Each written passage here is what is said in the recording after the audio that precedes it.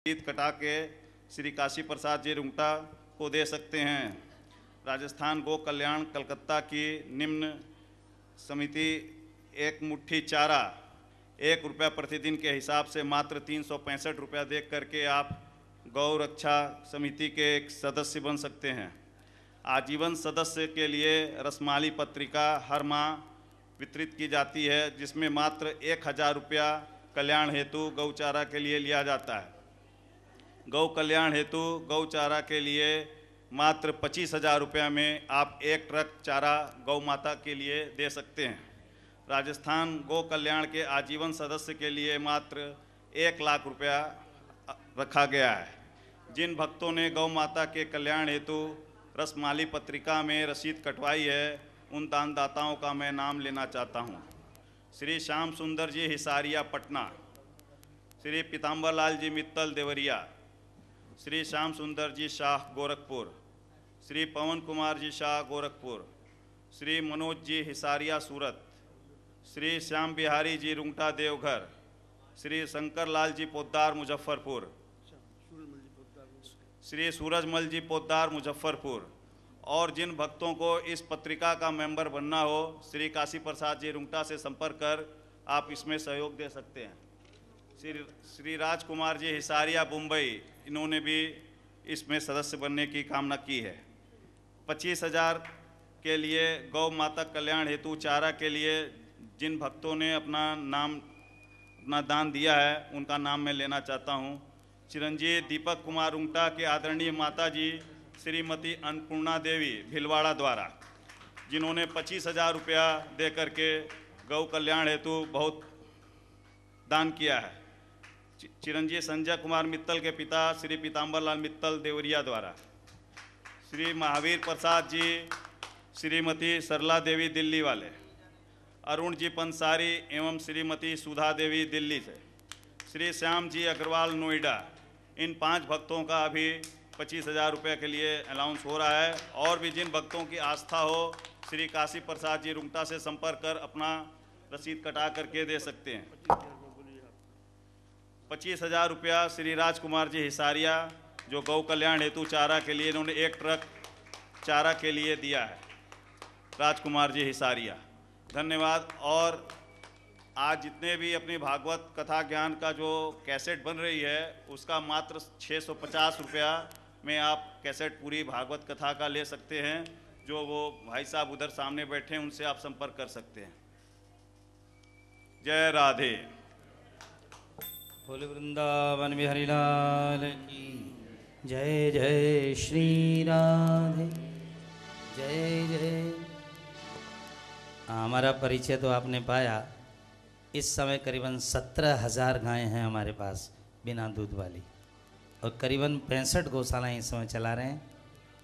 तमकुई के हमारे काशी प्रसाद जी खड़े हैं, जिन्होंने कथा करा करके 21 लाख रुपया अपने गांव की गौशाला में हमने इनको, ऐसे 65 गौशालाओं में करीबन 20-21 लाख रुपया हम दे चुके हैं। इसके लिए बहुत धन्यवाद। इस समय समस्या सबसे बड़ी एक ही है, गाय भूख से मर रही हैं। इसलिए हम लोगों को घास अभी अगले महीने आएगा। इस साल 6 रुपया किलो लोगों ने घास खरीदा, अगले महीने 3 रुपया तक में मिलने का है, क्योंकि कटता है तब सस्ता मिल जाता है। तो अनुरोध है ज़्यादा से ज़्यादा गौ सेवा करके जीव का कल्याण करें। चलो एक गाड़ी सीताराम जी सारिया, और हमारे हाँ बराबर गौशाला में आप जाते भी रहते हैं हमारे यहाँ। हाँ, हर साल जाने वाले भी बहुत लोग हैं। यहाँ टाटिया जी बैठे हैं, जो हर साल हमारी गौशाला में जाते हैं। बहुत बढ़िया। श्रोताओं में मेरी गौशाला के लिए शायद पहली बार ही ले रहा हूँ। मेरी गौशाला के लिए मैं कम लेना चाहता हूँ, कोई आवश्यकता नहीं रहती है ऐसी। जिस गांव के अंदर हो वहीं देना चाहता हूँ मैं। तो आइए किसी को अपने जीवन में शुभ अवसर जरूर कमाएं। गोविंद जय जय गोपाल, जय जय गोविंद जय जय। करीबन 100 गाड़ी घास की आवश्यकता है। आप घास भी पहुंचा सकते हैं। गोपीनाथ गौशाला गुढ़ागढ़ जी का।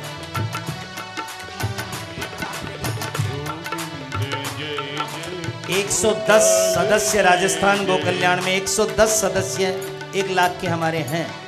अभी 111वां भी हमारे यजमान राजकुमार जी 111 अंक बड़ा अच्छा है।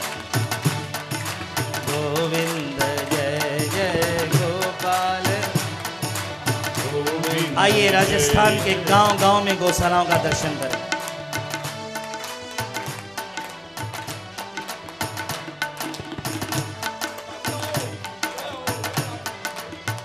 कलकत्ते में एक ही दिन 22 लाख गायों की बलि लग जाती है हर साल। उनके छोटे नन्हे मुन्ने बच्चों की, छोटे छोटे बछड़ों की इतनी दिक्कत आ जाती है। हम लोग बोतल से दूध पिला पिला के बड़ा करते हैं उनको। आपसे अनुरोध है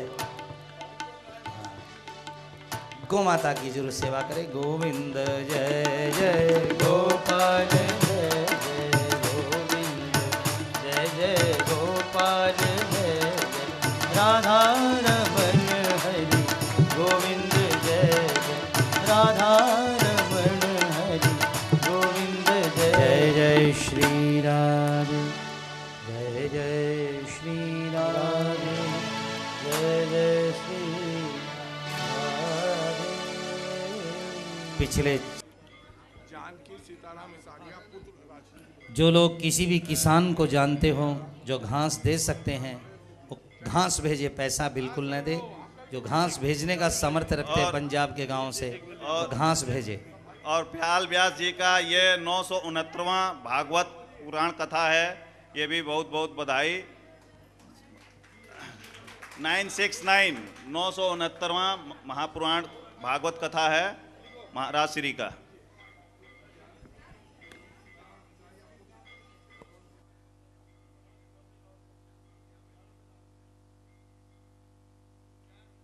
और भी जिन भक्तों को गौ माता रक्षा समिति में अपना दान देना हो वो श्री काशी प्रसाद जी रुंगटा तमकुई वालों से संपर्क कर सकते हैं।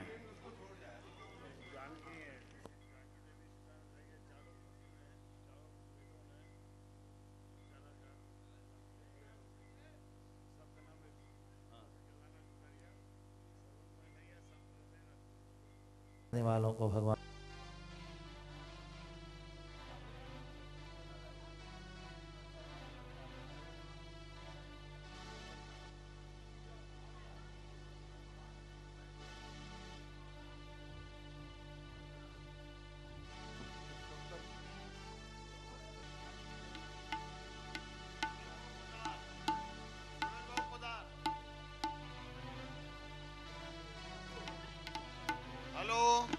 सूरज बाबू पोदार, जगदीश बाबू पोदार।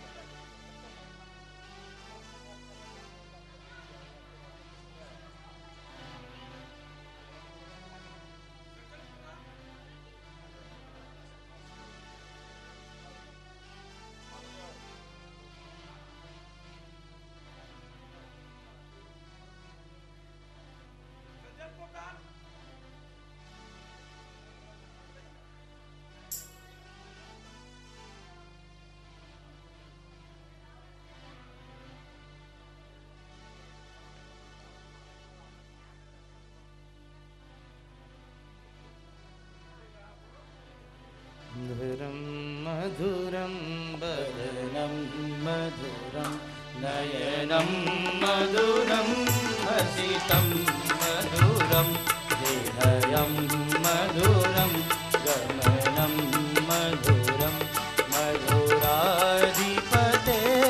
रचिरं मधुरं वचनं मधुरं चरितं मधुरं वसनं मधुरं वरितं मधुरं चरितं मधुरं भ्रमितं मधुरं मधुराधिपते रचिरं मधुरं वेणुर्मधुरो वेणुर्मधुरे वाणीर्मधुरे पादौ मधुरौ वेद्यं मधुरं सत्यं मधुरं मधुराधिपते रचिरं मधुरं गीतं मधुरं गीतं मधुरं भोक्तं मधुरं सुप्तं मधुरं रूपं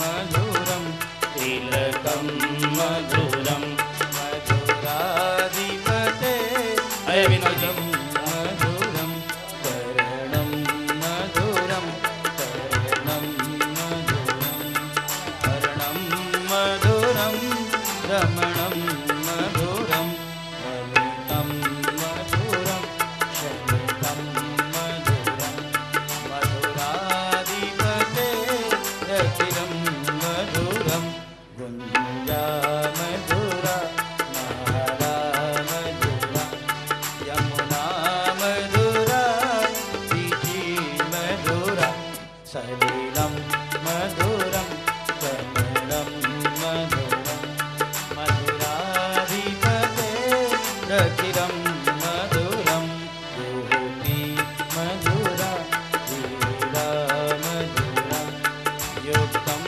मधुरं मुक्तं मधुरं श्रेष्ठं मधुरं श्रेष्ठं मधुरं मधुराधिपते रचिरं मधुरं गोपा मधुरा गावो मधुरा यष्टिर्मधुरा सखिर्मधुरा दलितं मधुरं फलितं मधुरं मधुराधिपते रचिरं मधुरं मधुराधिपते रचिरं मधुरम्।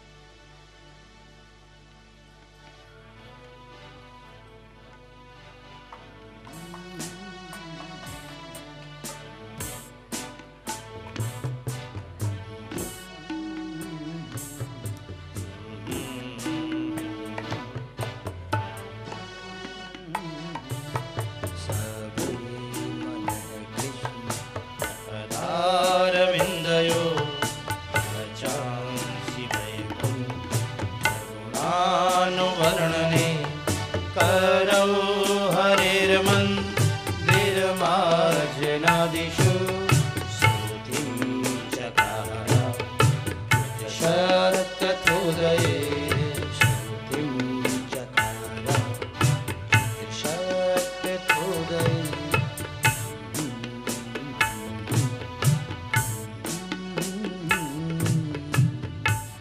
बोले वृंदावन विहारी लाल।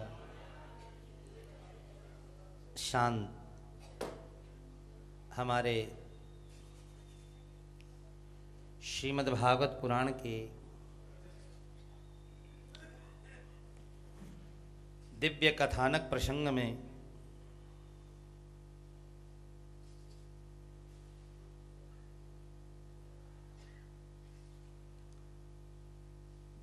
भगवान वामन जी का दिव्य चरित्र हम लोगों ने श्रवण कर लिया।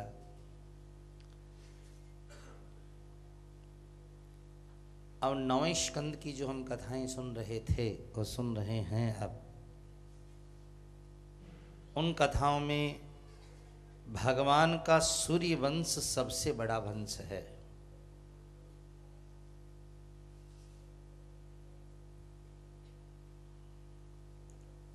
जब तक सूर्य नारायण संसार में है तब तक सूर्य नारायण का वंश चलेगा।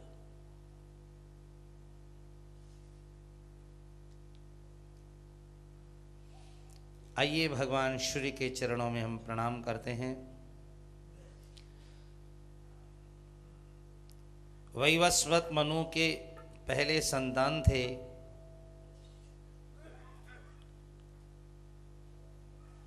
इन्होंने बड़े बड़े यज्ञ यागादिक संपन्न किए। सुद्युम्न और इला,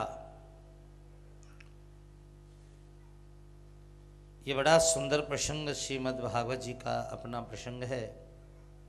आओ 9वें स्कंद को हम शुभारंभ करते हैं। बोले नारायण भगवान की जय जय श्री राधे, जय जय श्री राधे, जय जय श्री राधे।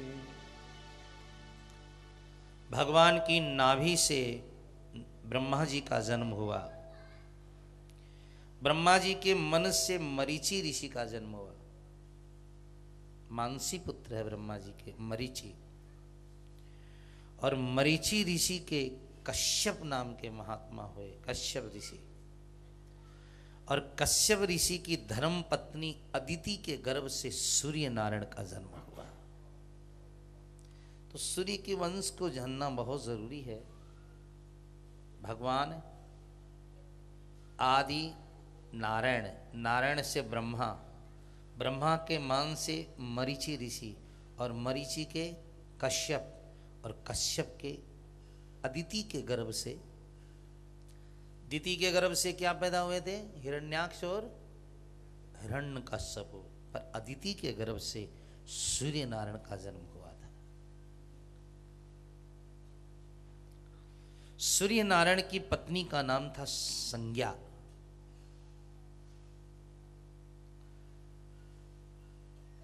संज्ञा के गर्भ से श्राद्धदेव मनु का जन्म हुआ।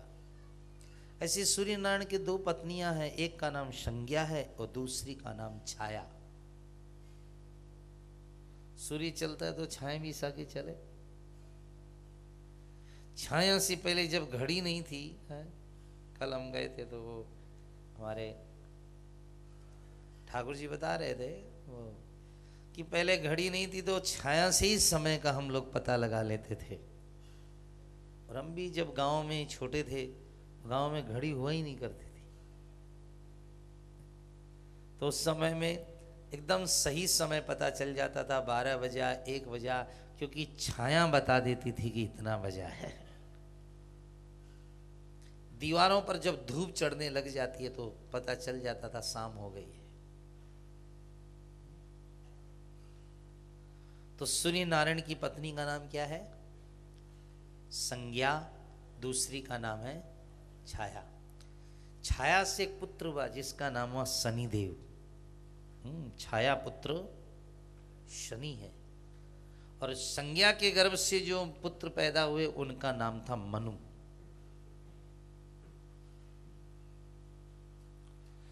सूर्य नारायण के एक पुत्र और हुए जिनका नाम था यम, और एक लड़की हुई जिसका नाम था यमुना, कालिंद्री। यमुना जी श्री वृंदावन धाम में बहने के लिए आ गई और यमराज संयमनीपुरी के मालिक बन गए। ऐसी कथा है कि यमुना ने कई बार अपने भैया यमराज से कहा, भैया कभी बहन के घर भी आओ। तो अब तो यमुना एक बहुत सीमित बन करके रह गई है। कितनी सुंदर यमुना का आप लोगों ने, हम लोगों ने, सभी ने देखी है। यमुना ने कई बार यमराज जी के पास भेजा कि भैया बहन के घर कभी तो आओ, पर यमराज जी को समय ही नहीं मिला। एक दिन बहन ने कहा, भैया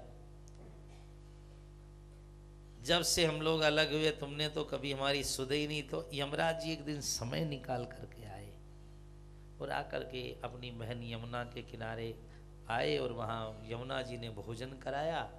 बहुत प्रेम से यमराज जी ने अपनी बहन यमुना से प्रेम किया। जाने लगे तो यमराज जी ने कहा, बहन आज मैं तेरे घर आया, आज से इस तिथि का नाम यम द्वितीया होगा। दूज का दिन था उस दिन, जम द्वितीया होगा, भैया दूज। क्या नाम होगा?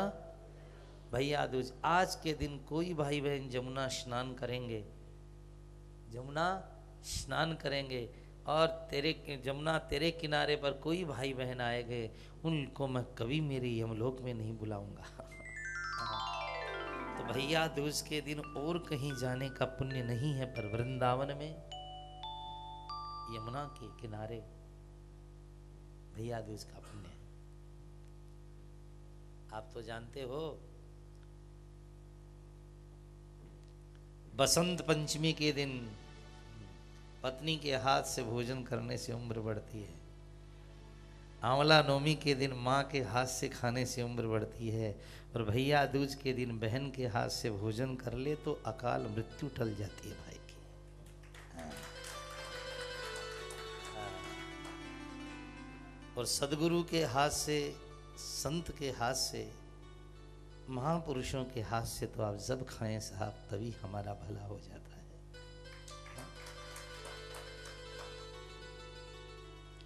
जमुना पुलिंदजा विचित्रत्वं सदा शुभा सीता सुहा। जमुना जी की बड़ी सुंदर महत्ता है भैया। एक बात आपको बता दें हम, जब भगवान श्री कृष्ण वृंदावन में पधारने लगे तो श्री राधा रानी से गोलोक धाम में कहा, आप हमारे साथ में चलो। श्री राधा जी ने मना कर दिया, मैं नहीं जाती कहीं, मैं गोलोक धाम छोड़ करके कहीं नहीं जाऊंगी। ठाकुर जी ने बहुत प्रार्थना की कि मेरे श्रीधाम वृंदावन तो आप चलो ही चलो। तो राधा जी ने कहा, मुझे ले जाना चाहते हो देश भारत में, तो 3 चीज ले जानी पड़ेगी गोलोक धाम से। कहा क्या? का यत्र यमुना नदी नास्ति, जहां पर यमुना नदी नहीं है, जहां गिरिराज गोवर्धन नहीं है, जहां पर वृंदावन धाम नहीं है, मैं श्री राधा वहां नहीं जा सकती।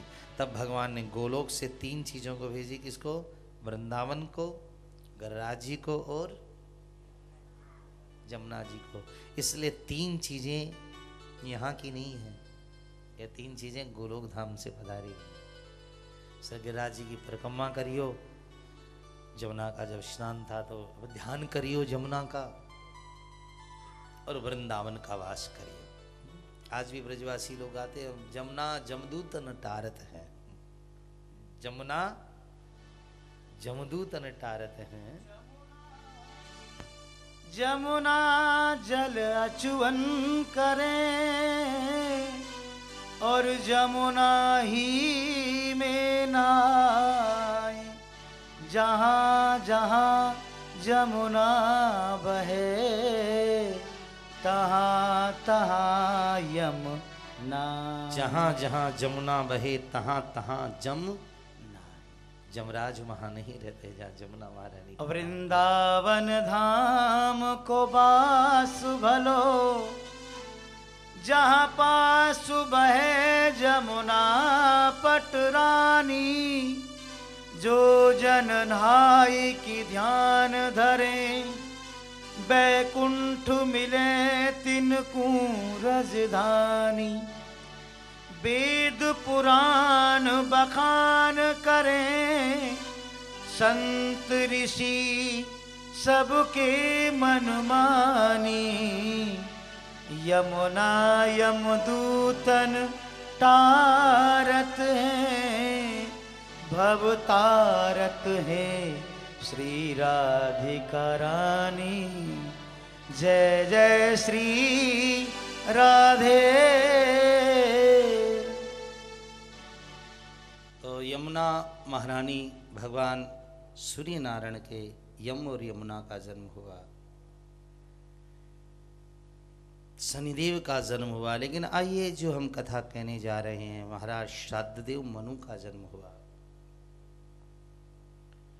परम मनस्वी राजा श्राद्धदेव मनु अपनी पत्नी श्रद्धा के गर्भ से 10 पुत्र पैदा किए। इक्ष्वाकु, नृग, शरियाती, दृष्ट, धृष्ट, कुरुष, नृसिंग, पृषग्न, नभग और कवि।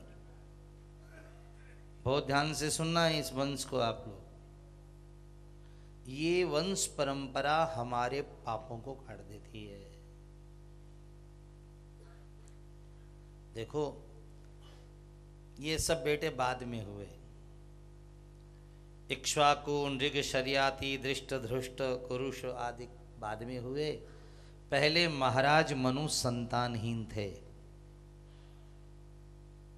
गुरु वशिष्ठ जी ने कहा पुत्रेष्टि यज्ञ कराओ, बेटा हो जाएगा।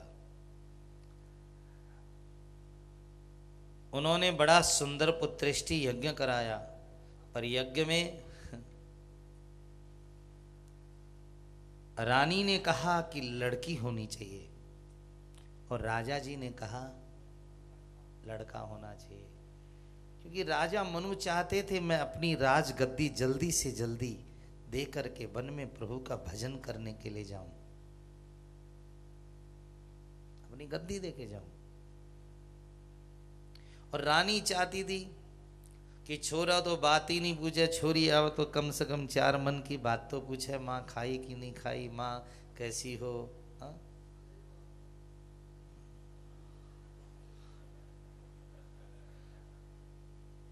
छोरे के पास समय नहीं, तो रानी की इच्छा थी छोरी हो और राजा की इच्छा छोरा।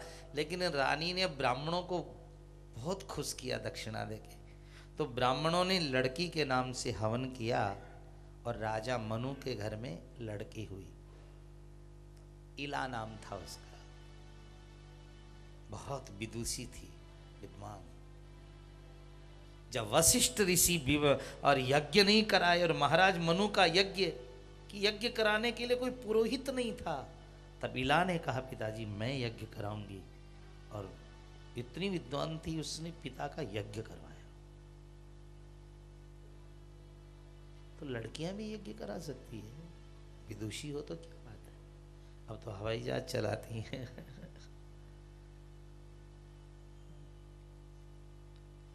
भारत सदा ही कन्याओं के उत्थान में अग्रणी रहा है।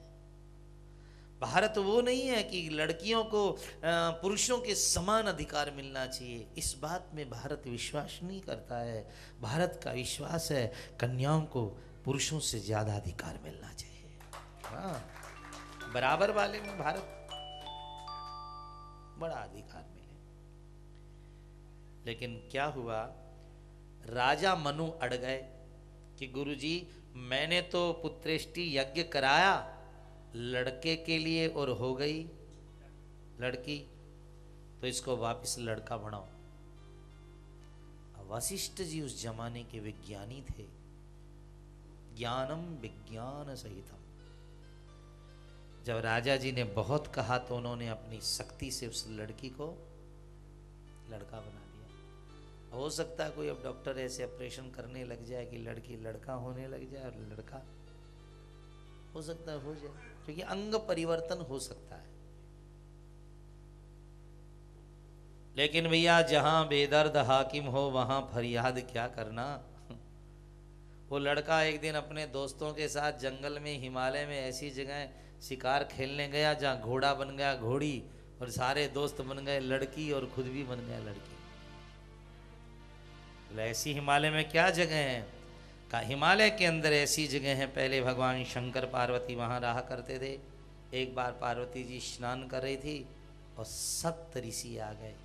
पार्वती जी ने को बड़ी शर्म आई, किस भोले बाबा के साथ ब्याह करके तो आई हूं लेकिन दिन काट रही हूं अपना। अरे नहा भी नहीं सकते, नहाने बैठी कि न तो मकान बनावे, न कोई बाथरूम हो, नहानघर हो, मकान हो, बंगला हो, तो न तो महल बनावे और न आने वालों को रोके। स्नान कर रही थी तलैया में अम्मा जी, ऋषि आ गए। ऋषियों को भी शर्म आई कि नहीं आना चाहिए था इस समय। किसी के घर में जाओ, खटखटा के जाओ, इसीलिए दरवाजे पर आजकल घंटी रखते हैं लोग, घंटी बजा के जाओ, सीधे घुस गए किसी के घर में। शंकर जी ने देखा आज पार्वती जी बहुत नाराज हैं। उन्होंने कहा पार्वती आज के बाद कोई भी पुरुष इस क्षेत्र में आएगा वो लड़की हो जाएगा। कोई भी ऋषि अब नहीं जाता था, पर आज वो लड़का पहुंच गया। अब देखिए ध्यान से सुनिएगा आप लोग। चंद्रमा जो आकाश में चमकते हैं, चंद्रमा के पुत्र का नाम था बुद्ध। बुद्ध ने जब एक सुंदर लड़की को जंगल में देखा तो बुद्ध ने विवाह का प्रस्ताव रख दिया और उस लड़की का विवाह बुद्ध से हुआ। वो जो लड़का था बुद्ध से हुआ और उसके पुरुरवा नाम का राजा पैदा हुआ, विश्व का सबसे सुंदर राजा। स्वर्ग की अप्सरा उर्वशी ने विवाह किया था उसके साथ, इतना सुंदर था।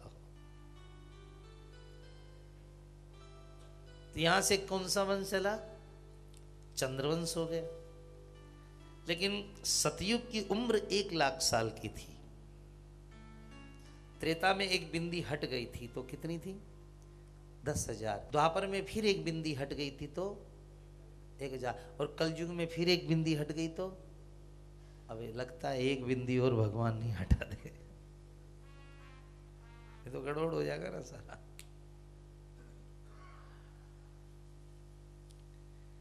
लड़का बहुत रोया, गुरु वशिष्ठ जी को याद किया, गुरुदेव दया करो, मर गया मैं तो, लड़की बन गया, लड़का पैदा कर रहा हूं, मुझे बचाओ।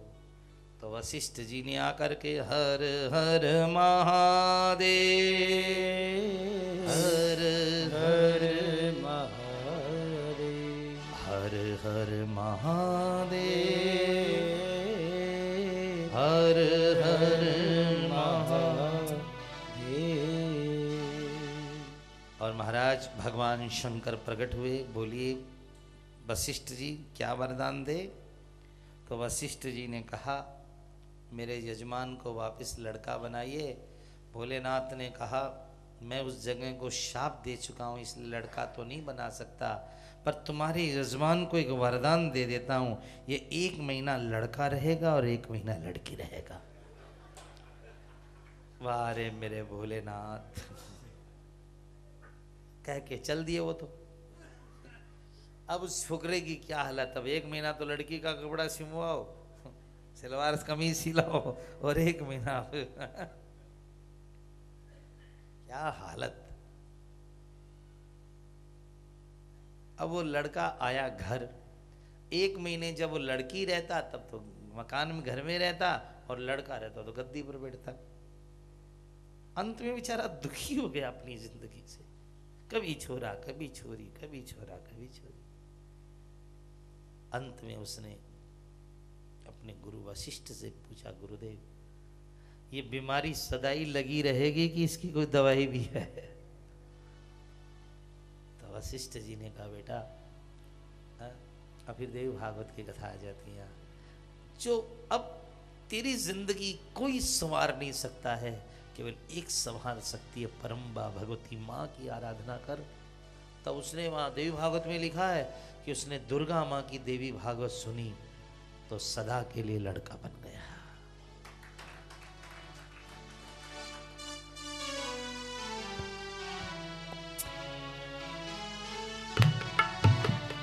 आई गिरि नंदिनी नंदित मेदिनी विश्व विनोदिनी नंदिनुते गिरिवर विंध्य शिरोधिनी वासिनी विष्णु विलासिनी जिष्णुनुते भगवती हे सिद्धि कंठ कुटुंबिनी पूरे कुटुंबिनी भूतिकृते जय जय हे महिषासुर मर्दिनी रम्य कपर्दिनी शैलसुते अम्बे जय जय हे महिषासुर मर्दिनी रम्य कपर्दिनी शैलसुते सुरवर वर्षणि दुर्धर धर्षणि दुर्मुख मर्षणि हर्षरते त्रिभुवन पोषणि शंकर तोषिणि कल्मष मोषिणि घोषरते तनुज निरोषिणि दुर्मन दोषिणि दुर्म निरोषिणि सिंधु सुते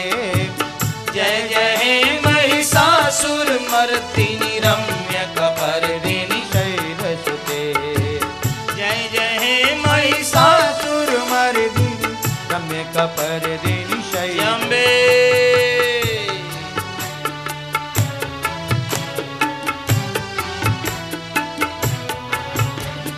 ऐ जगदम्ब कदम्ब वन प्रियवासिनी तोषिणी आसरते शिखरी शिरोमणि तुंग हिमालय श्रृंग निजालय मध्य। भगवान शिव की सुंदरता यहाँ झलकती है। भगवती ने सदा के लिए उसको लड़का बना दिया, इसलिए असंभव काम को कौन कर सकती है? माँ दुर्गा। इसके बाद मनु महाराज वृंदावन आ गए। कहाँ गए? और वृंदावन में यमुना के किनारे बैठ कर के 100 वर्षों तक तप किया, भगवान हरि से आराधना की। तब उनके 10 बेटे हुए, इक्ष्वाकु आदि।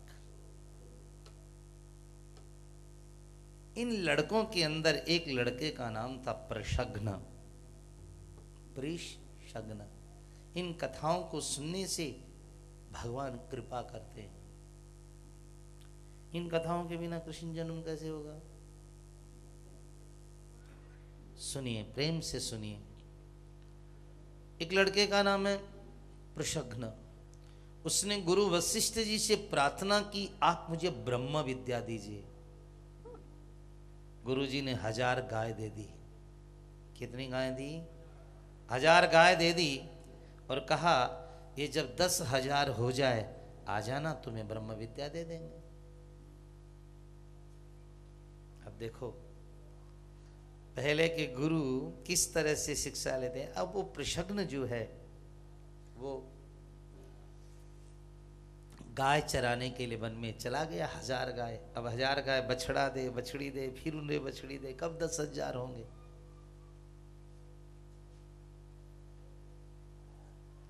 कब 10,000 होंगे? श्रोताओं, इसलिए हम लोगों को बहुत सावधानी की आवश्यकता है।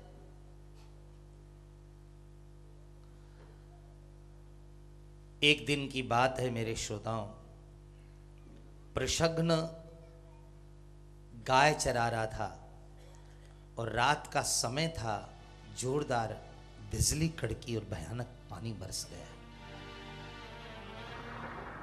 और जंगल के एक शेर ने आकर के गाय का गला पकड़ लिया। आगे आगे, हाँ सब आगे कर दो ना, आगे आ जाओ विनोद जी, आगे जाओ, कांटे जी के पीछे आ जाओ। बहुत बढ़िया। हाँ, तो हम लोग 9वें स्कंद के अंदर दूसरे अध्याय सुन रहे हैं भैया, ध्यान से सुनियो। रात में, अंधेरी रात में एक जंगल के शेर ने आकर के गाय का गला पकड़ लिया और गाय चिल्लाई। तो प्रशग्न आधी रात में तलवार लेकर के दौड़ा, तो बिजली कड़की तो देखा कि शेर ने गाय का गला पकड़ रखा है। बस उसने अंधेरे में तलवार चला दी। शेर का तो कान कट गया, भाग गया हो, लेकिन गाय का गला कट गया। अब वो गुरु वशिष्ठ जी के पास शेर का कान लेकर आया, बोला, गुरुदेव रात में अनजान में ये हत्या हो गई हमसे। गुरुदेव ने कहा, बेटा तम ससाप कुलाचार्य। गुरुदेव ने कहा, बेटा जान से हो या अनजान से हो, तेरे द्वारा ये गो हत्या हो गई है, इसलिए तू ब्रह्म विद्या का अधिकारी नहीं रह गया। उसने कहा, गुरुदेव मैंने तो गो रक्षा के काम में शेर खा रहा था। गुरु ने कहा, मैं तुम्हें अब शिक्षा नहीं दे सकता। शाप दे दिया कि तू क्षुद्र हो जा। लेकिन प्रशग्न ने जीवन में गाय की सेवा की थी। अब वो वन में चला गया, क्षुद्र बन गया, वन में चला गया, पर वहां उसने गौ माता से प्रार्थना की, तो गाय की कृपा से प्रशग्न को फिर ब्रह्म विद्या प्राप्त हुई। ये दूसरे अध्याय की कथा है 9वें स्कंद में। अब महाराज के 10 पुत्रों का मैंने बताया, इक्ष्वाकु आदि। तीसरे अध्याय में फिर महाराज मनु की एक लड़की हुई जिसका नाम था सुकन्या। देखो ये सु शब्द जो है ना, इन बेटियों के पीछे अच्छा लगता है, कन्याओं के पीछे सु कन्या। यदि वर के पीछे सु लगा दे तो गड़बड़ हो जाए सारा। सु शब्द बहुत सुंदर है पर वर के पीछे नहीं लगना चाहिए।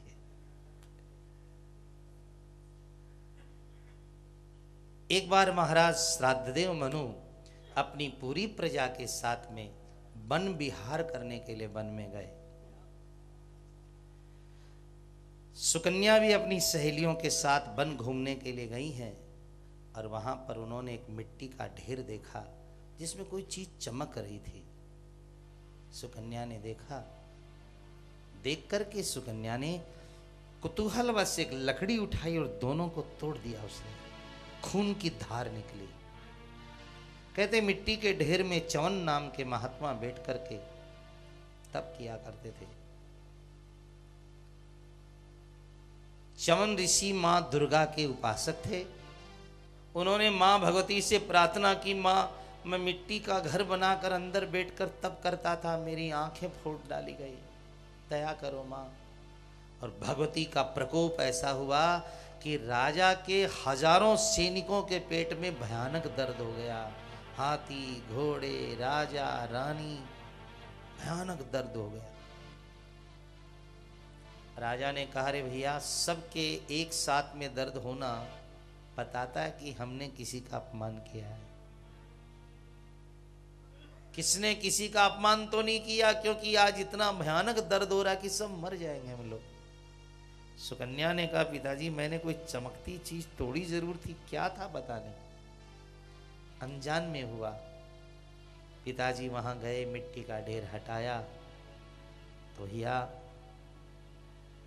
80 साल के बूढ़े च्यवन ऋषि निकले उसमें से।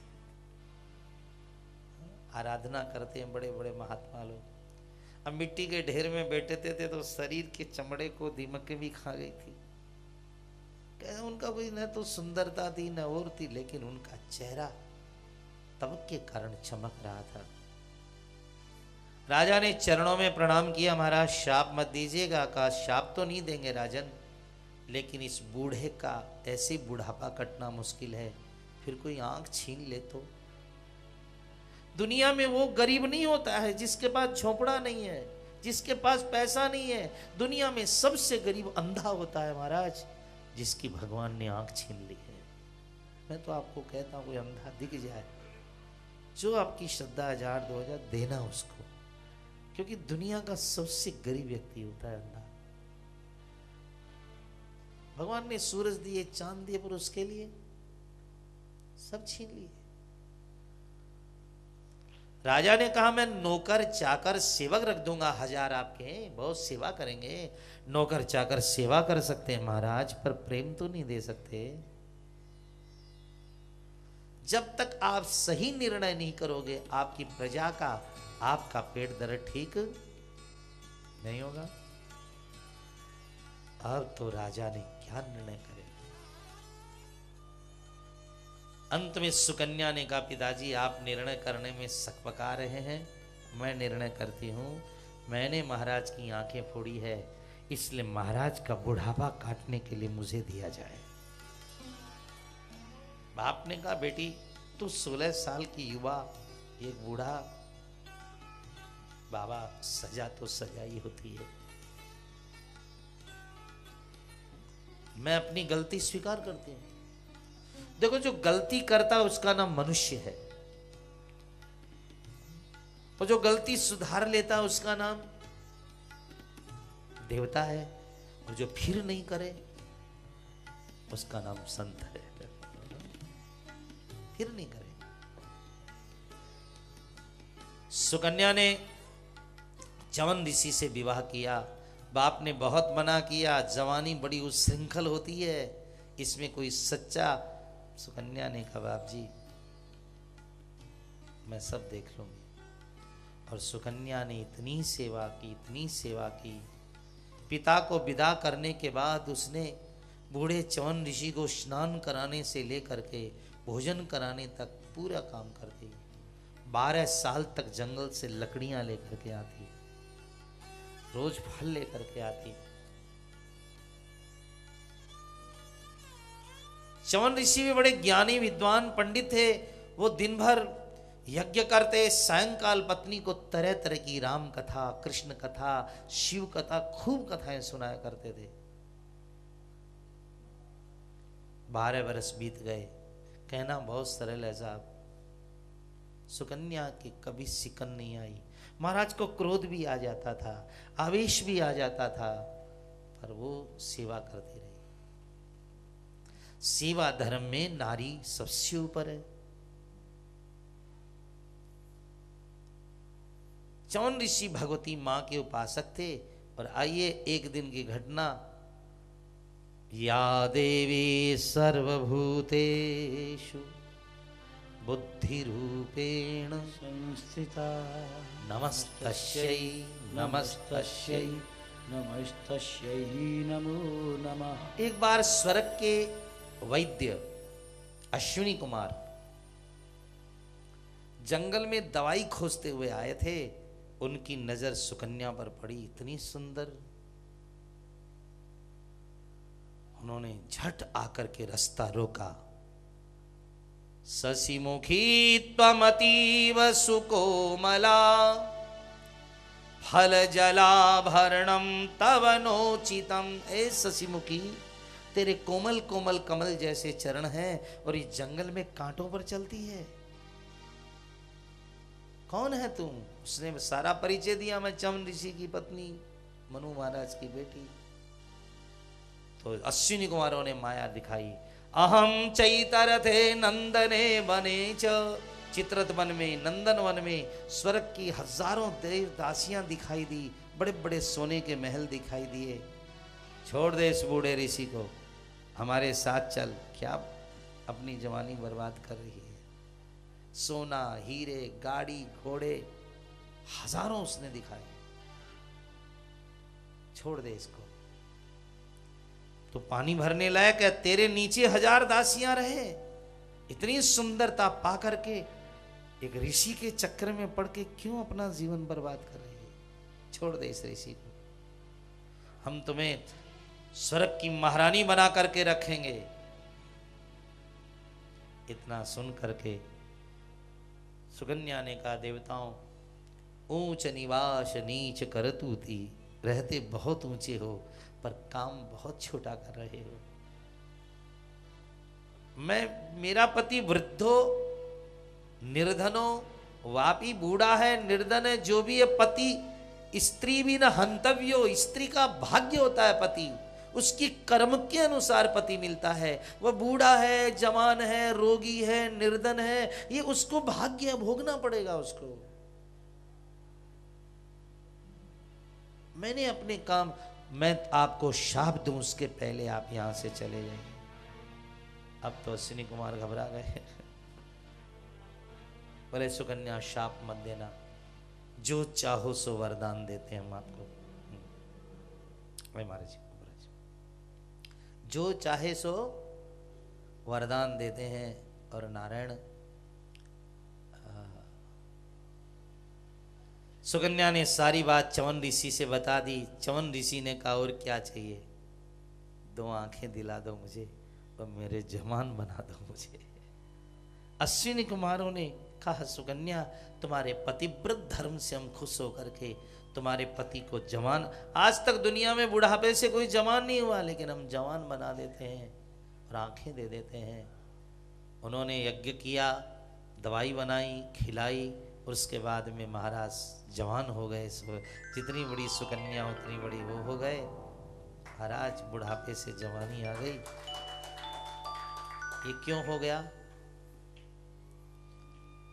इसलिए सत्य को धारण करना नारी के लिए सबसे आवश्यक है।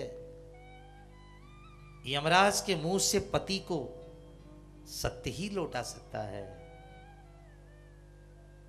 बुढ़ापे से जवानी की कथा केवल भारत की कथा है। 3 बिगाड़े देश को, कपटी, कायर, क्रूर, तीन सुधारे देश को, सती, संत और क्या तो संतों ने सुधारा है या सूरमाओं ने सुधारा है या सतियों ने सुधारा है? ध्यान रहे आपको। सुकन्या ने जवान बना लिया अपने पति को। चवन जी के लिए जो बनी उस दवाई का नाम क्या था? सबको याद है, खाया करो खूब। लेकिन अब च्यवनप्राश खिलाया और खिला करके च्यवन ऋषि को लेकर वे लोग तालाब में चले गए और तालाब से निकले तो अश्विनी कुमार जैसे थे ठीक च्यवन ऋषि वैसे ही सुंदर बन गए। सुकन्या, पहचान तुम्हारा पति कौन सा है? देवी भागवत में तो 8 अध्याय में कथा है। सुकन्या की अब पतिव्रता का समय था कि 3 देवताओं में कैसे पहचाने अपना कौन सा है। तब उन्होंने भगवती मां की आराधना की। या माया शिव के सवादि जननी, या वै जगन मोहिनी, या पंच प्रणवद्विरे फनलिनी, या चित्कला मालिनी, या ब्रह्मादि पिपीलिका सुतनुसु प्रोता जगत साक्षिणी, सा पायात् पर देवता भगवती श्रीराज राजेश्वरी। श्रीराज राजेश्वरी। और च्यवन ऋषि के गले की माला मुरझा गई। देवताओं की माला मुरझाती नहीं है। सुकन्या पहचान गई कि ये मेरा पति है। अश्विनी कुमार बहुत खुश हुए। हे सुकन्या, तेरा नाम लेने वाली स्त्री के सौभाग्य की रक्षा हम भी करेंगे। तो श्रोताओं, सुकन्या हो जाए तो फिर कहना ही क्या है। भगवान किसी को कन्या दे, बढ़िया है। बेटा हो ना तो मुक्ति दूसरे के हाथ में रहती है, याद रखिएगा। किसी के बेटा हो जाए तो रसगुल्ले तो भले ही बांटो आप, लेकिन बेटा होने से मुक्ति आपके हाथ में नहीं है। बेटा जब श्राद्ध करेगा, बेटा जब पिंडदान करेगा, तब बाप का मोक्ष होगा। लेकिन बेटी यदि भगवान किसी को दे दे तो स्त्री बड़ी सौभाग्यशाली है, क्योंकि जिस दिन कन्या का कन्यादान करते हैं उसी दिन माँ बाप स्वर्ग में वैकुंठ में अपनी सीट रिजर्व करा लेते हैं। इसलिए कन्या हो तो मुक्ति मेरे हाथ में है, क्योंकि कन्या लक्ष्मी समाख्यातः वरो नारायण स्मृतः अथ कन्या प्रदानेन पूर्णा सन्तु मनोरथः। कन्यादान में क्या लिखा है कि माता पिता जब कन्या का दान करते हैं तो उसके लिए वैकुंठ में रिजर्व हो जाता है। छोरी हो तो मुक्ति अपने हाथ में है, और छोरा हो तो महाराज। आज का तो बड़ा समय बिगड़ा है। एक लड़का पूछने आया, महाराज ये बाप मर गया 12 दिन करना जरूरी है क्या? 12 घंटे में काम नहीं हो सकता है? जिस पिता ने जन्म दिया, जीवन दिया, जिसने इतना सब कुछ दिया, उसके लिए 12 दिन मिलना तो मुश्किल हो गया। और अब पुत्र होते भी कहाँ हैं हमारे यहाँ। पुन्नाम नरका त्रायते रक्षते इति पुत्र। जो माँ बाप को नरक में गिरने से बचाए वो पुत्र होता है। अब तो क्या होते हैं? लड़के। लड़के खाएंगे, लड़के रहेंगे, लड़के बंटवारा लेंगे। सब काम लड़के करना हम लोग। चलिए, कन्याओं को वंदन करता है देश।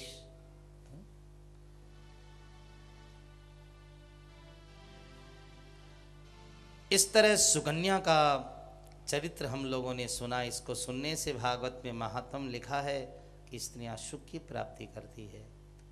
और इसके बाद में नभग नाम के राजा हुए। नभग राजा के 4 बेटे हैं।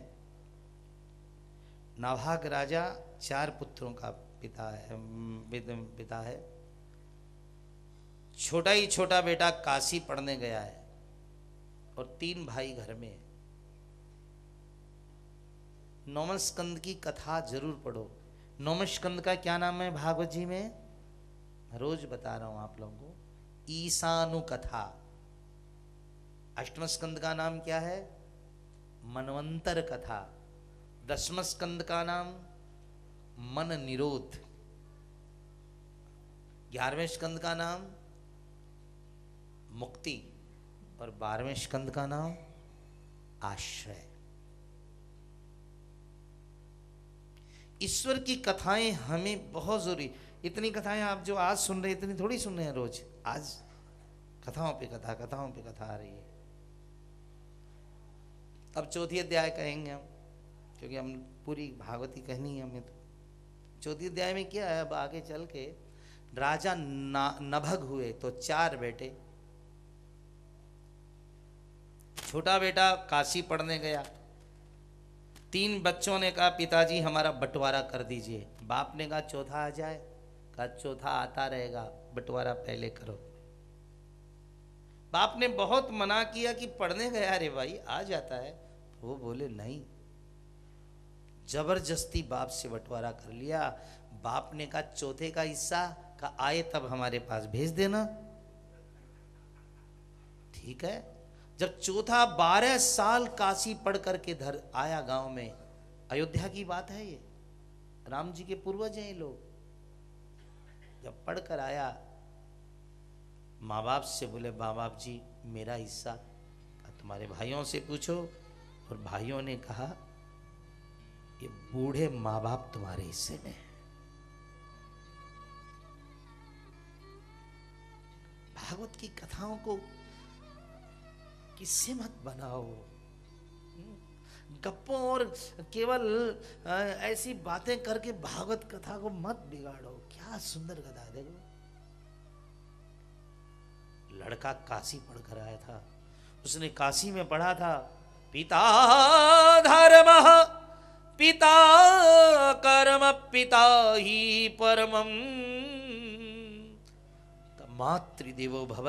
माँ को हड्डी मत मानना, मांस मत मानना, चमड़ा मत मानना, माँ को भगवान मानना। ये तो पढ़ा था। और क्या पढ़ा था? पितृदेवो भव। पितृदेवो भव मतलब क्या हुआ?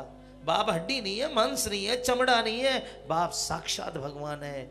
एक बार तो श्री कृष्ण भी आ जाए माँ के साथ में, तो माँ को पहले प्रणाम करना, कृष्ण को बाद में प्रणाम करना। आज के समाज में बस आप वृंदावन वाले आने वालों से मेरा इतना कहना है, बस इतनी दया करना जिंदगी में।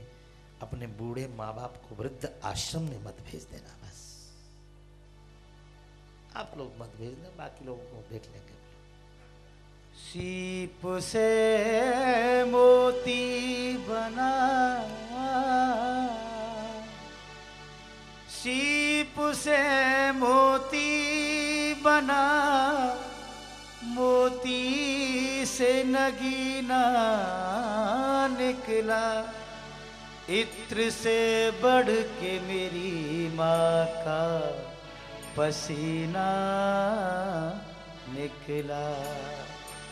ले लो दुआएं माँ बाप की। आइए जरा गला खोलिए। ले लो दुआएं माँ बाप की।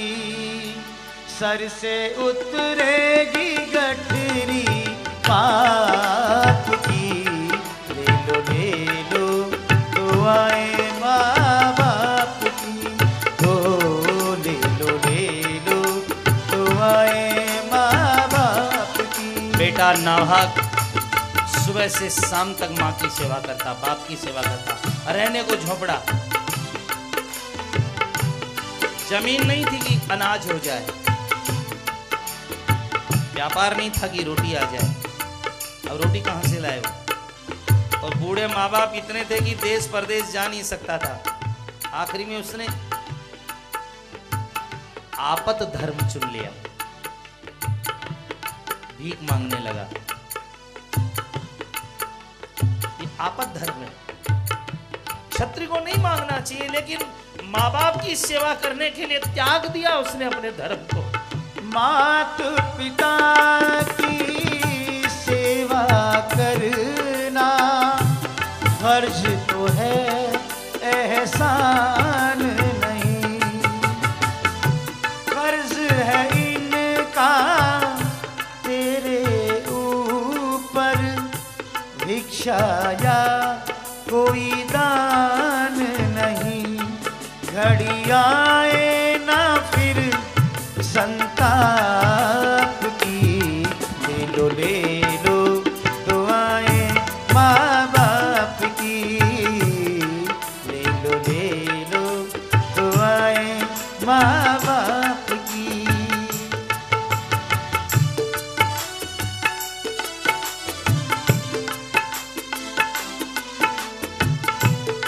और वह भिक्षा में चावल लेकर के आता था।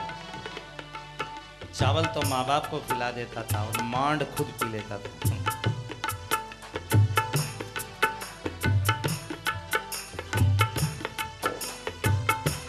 आपद धर्म, हमारे यहाँ आपद धर्म में मांस भी खाया गया कई बार। आपद धर्म में मांस खाना महापाप, महापाप। लेकिन आपद धर्म में जब प्राण ही नहीं बचे,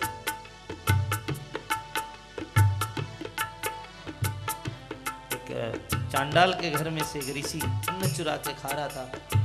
चांडाल ने कहा, बाबा मैं गंदा खाने वाला, मेरे घर में आप अन्न चुरा के।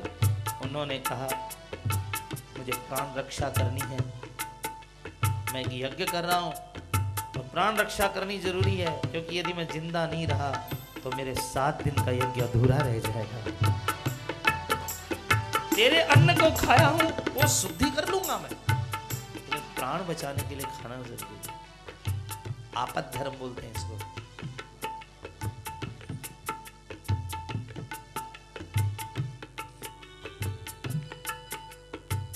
एक दिन बूढ़े बाप का हाथ पड़ा लड़के पे, देखा इतना धुला हो गया। पूछा, बेटा रोटी नहीं खाता है? कहा, नहीं बाप जी, बहुत पेट भर के खाता हूं।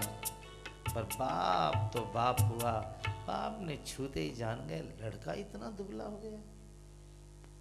और उसने एक दिन छुपके से देखा, चावल तो माँ बाप को खिला रहा है और मांड ये देखकर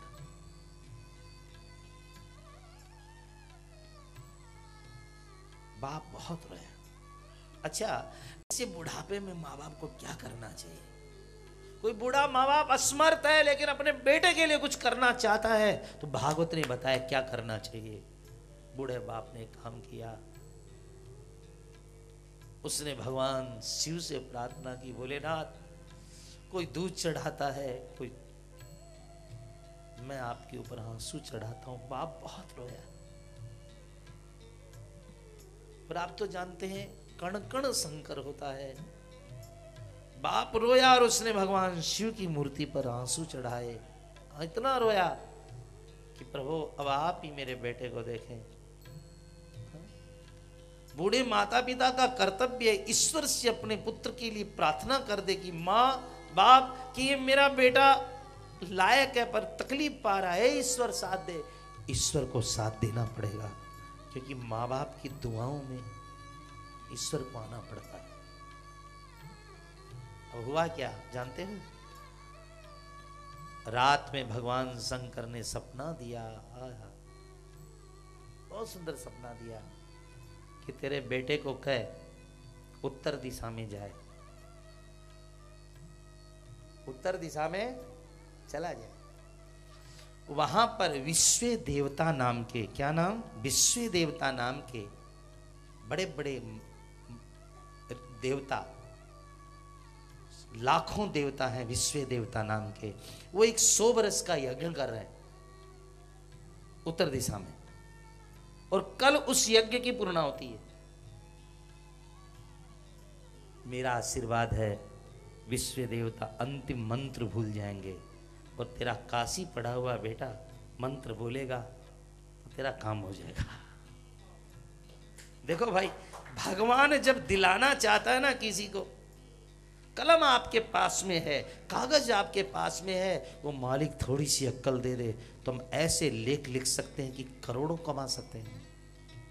पत्थर हमारे पास में है, छेनी हमारे पास में है, यदि वो करतार थोड़ी सी बुद्धि दे दे तो हम ऐसे पत्थर तराश सकते हैं, ऐसे पत्थर कि अरबों रुपया कमा सकते हैं मूर्तियों से। थोड़ी सी अक्ल दे दे कि यहां सोने की खान है, कितने बड़े धनवान एक क्षण में बन जाएंगे। ईश्वर जब देता है तो लड़के को माथे में कल मिली, पिता ने कहा बेटा जा उत्तर दिशा में। लड़का गया, वहां पर एक सोने का पहाड़, चांदी का पहाड़, हीरों के, इतना धन था विश्व देवताओं के पास। 100 वर्ष का यज्ञ की पूर्णाहुति चल रही थी, अपार धन पड़ा था उनके पास। लेकिन जहां पूर्णाहुति के लिए लोग खड़े हुए, मंत्र भूल गए।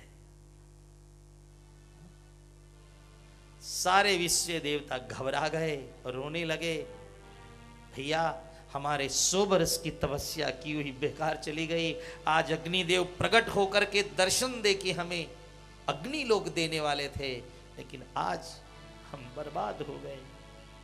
रोने लगे, सब मंत्र भूल गए। कोई हमारे मंत्रों को याद दिला दे, हम सब कुछ दे देंगे उसे अपना। हमारा अग्नि लोक बिगड़ गया। और जो ही वो लड़का आगे बढ़ा और उसने जो वेद पाठ किया है, हाथ जोड़िए सब लोग। पुरोहितम त्यस्येतिदं यज्ञधातमं पूर्वे विश्वेभ्यो नूतनेरुता सदेवा वेयवक्षति अग्निना रयिमश्नव। ॐ अग्निनये सुबधाराय अस्मान् युवनान् विद्वान् वसोः पवित्रमसि शतधारम् वसोः पवित्रमसि सहस्रधारम्। और जहाँ पाठ हुआ महाराज, अग्निदेव प्रकट हो गए, विश्व देवताओं को अग्नि लोक मिल गया। और जाते जाते विश्व देवताओं सारा पैसा उस लड़के को देके चले गए। सोना हीरा अपार धन राशियां।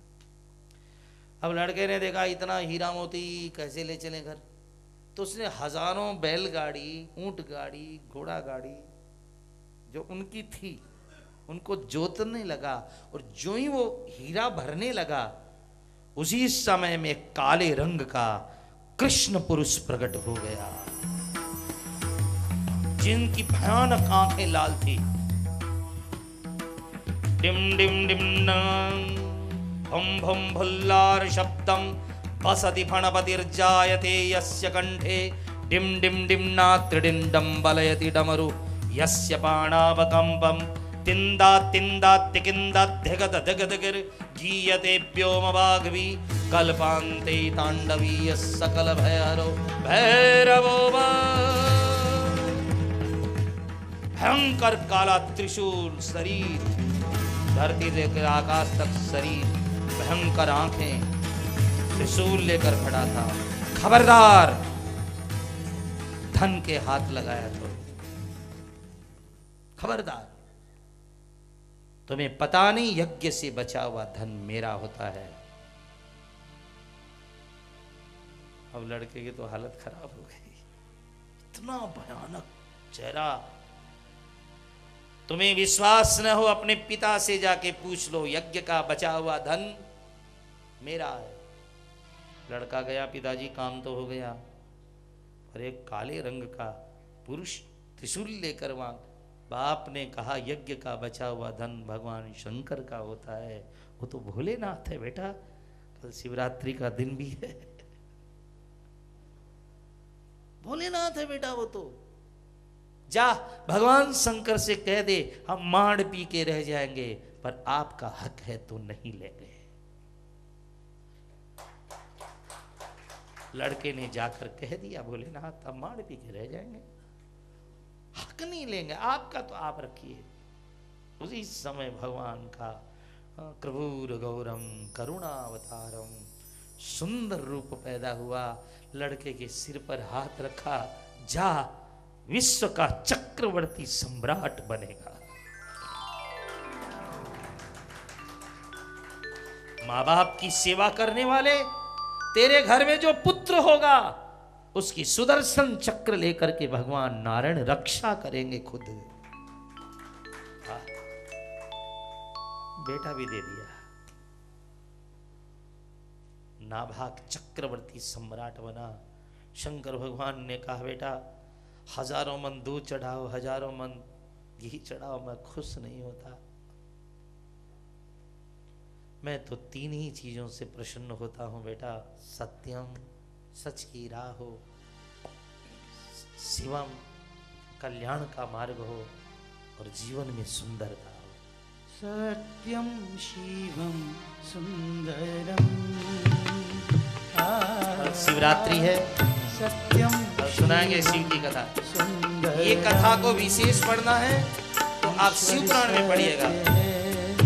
हमारी शिव पुराण भी आप लोग सुन चुके हैं। शिव है 16 तारीख से शिव ही सुंदर है।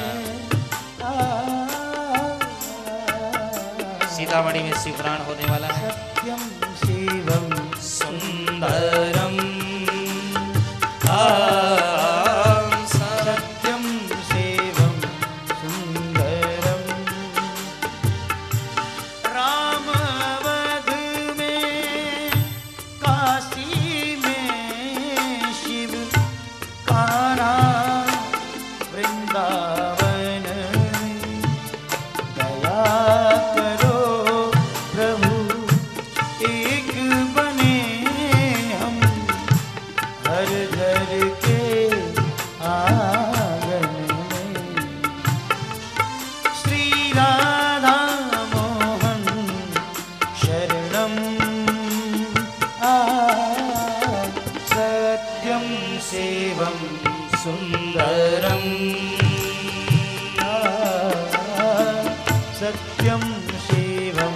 माँ बाप की सेवा करने वाला नाभाग विश्व का चक्रवर्ती सम्राट बना। यही शिव है, शिव ही सुंदर है।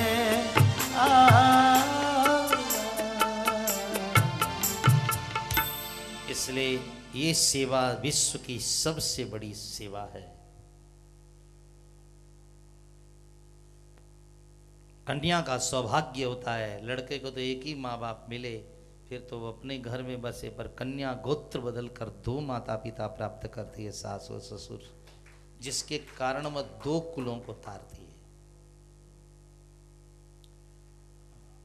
तो इस तरह से नवग महाराज का हुआ। अब नवग राजा का जो बेटा हुआ उसका नाम हुआ अम्बरीश, राजा अम्बरीश। अम्बरीश महाराज वैष्णव थे, अयोध्या के राजा थे, लेकिन भगवान विष्णु का बड़ा व्रत करते थे। और उन इतने बढ़िया अम्बरीश महाराज थे कि उनके राज्य में पशु पक्षी भी एकादशी का व्रत करते थे, खुद भी करते थे एकादशी। चक्रवर्ती सम्राट थे महाराज अम्बरीश। भक्तमाल में लिखा है कि अम्बरीश महाराज के जो भगवान का 56 भोग बनता था ना भंडारे में, उसमें चीनी कितनी लगती थी, आटा कितना लगता तो नहीं देखा हमने, लेकिन लिखा है कि 52 मन काली मिर्च लगा करती थी। कितना भंडारा बनता था सोचो तो, 52 मन काला मिर्च लग जाती थी उनके भंडारे में। और एकादशी वैसी करने वाले कौन होंगे आप श्रोताओं?